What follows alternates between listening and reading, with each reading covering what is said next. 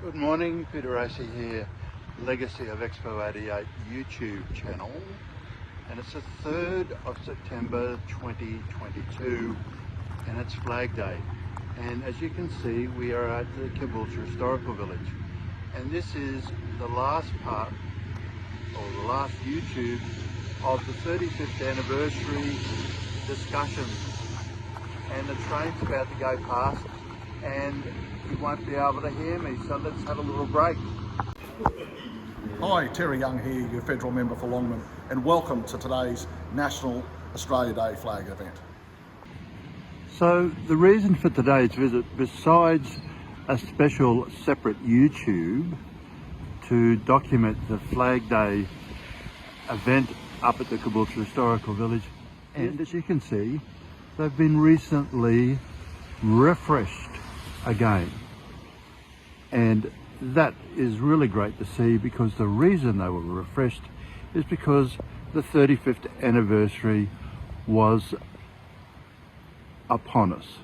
It is with the greatest pleasure that I now introduce and call on Sean Jacobs to address you about the history and significance of the Australian flag. Well, thank you very much, Bob, and I'd like to acknowledge Terry Young, MP, Councillor Adam Payne, who's more or less, or I guess my boss. So we'll just quickly have a little scan of the World Expo 88 display that is currently up at the Caboolture Historical Village. Fairly comprehensive, gives a good feel of what went on at World Expo 88. So in this next part of the YouTube, we're just going to have a little look at the 3-stack sign as it currently exists, with currently Saving Captain Bligh, the Artbuster statues from Expo 88 at the base. However, the important news is that this home of Saving Captain Bligh is not the long-term location of these amazing statues, and we're about to see what the current musings are of the Caboolture Historical Village about a better home. So as I said, I thought I would come down to the Maritime Museum here, because the current musings, and they are only that, they are just musings, that this building will be the building